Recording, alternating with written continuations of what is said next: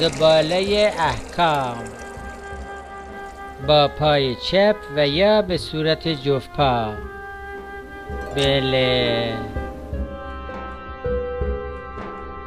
در خدمت شما هستیم با برنامه زباله احکام، مجموعه سوالهای شما، سوالهای تلفنی و همچنین پیامکی. انبوهی سوال داریم که حالا نمیدونیم کدوم رو بخونیم، اما اولین سوال رو از سوالهای پیامکی شروع میکنیم. شخصی پرسیدند زن خواهرزاده محرم دائمی باشد یا نه؟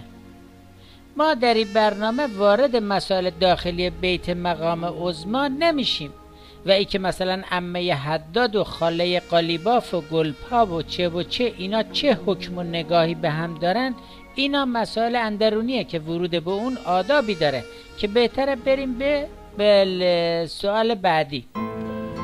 سوال بعدی: آیا از مرجع تقلیدی که زنده نیست میشود تقلید کرد؟ ابتداء نه. اکثر مراجع معظم تقلید فرمودن که از جمله شرایط مرجع باید اینکه زنده باشد، ولی بقای بر تقلید میت اشکال نداره، به شرط اینکه وقتی که مرجع تقلید از دنیا رفت، بقای بر تقلید یعنی قبلا مقلد یه آقای بوده، اون آقا از دنیا رفت، مراجعه میکنه به فتوای مجتهد زنده.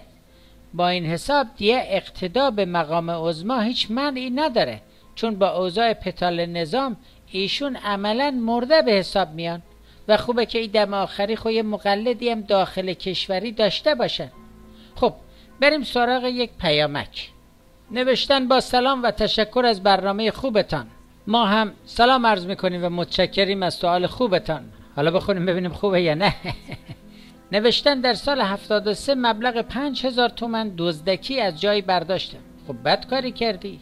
حالا توی این مجلس به اولاد آقای هاشمی گفتن دل دوست، ولی تو دیگه آبروی مقامات نظام بردی که با این مبلغ ناچیز. خب بریم سراغ ادامه پیامک.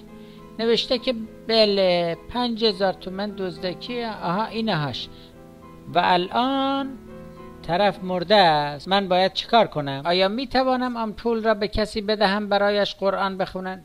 نه خیر، 10 برابر اون رو هم بدید قرآن بخونن کفایت نمیکنه. اون شخصی که شما بهش بدهکار بودید 5000 تومان از دنیا رفت. خیالت راحت، پولا بزن به زخم کاروبار خودتو. یک کمی هم خب به دور و برت خود نگاه کنه، یاد بگیره. ایشالله که در آینده شما رو بتونیم در مجلس و کابینه و اینجور جاها ببینیم.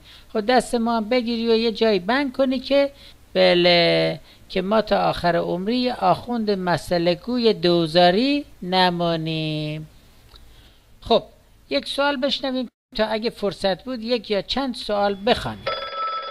وقتی یه سوال داشتم در مورد نگهداری سنتور، حالا به عنوان زینت داخل خونه.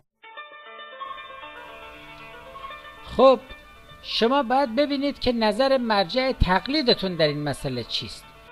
بعضی از مراجع تقلید موسیقی رو حرام میدونن، ابزار و وسایل موسیقی هم نگهداریش رو حرام میدونن، اما بسیاری از مراجع هم میگن اینا جزء ابزار مشترک است، نگهداریش اشکالی نداره، ولی استفاده حرام از آن حرام است.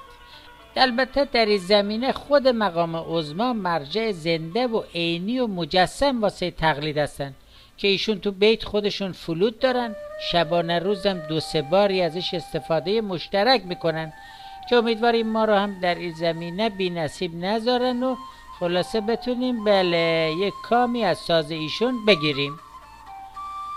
خب یه سوال دیگه هم میخواستیم بخونیم، ظاهرا اشاره میکنن وقتمون رو به پایان است و بله ظاهرا تو ساز مقام عظما زیادی فوت کردیم و اشاره میکنن که بله ضایع شده.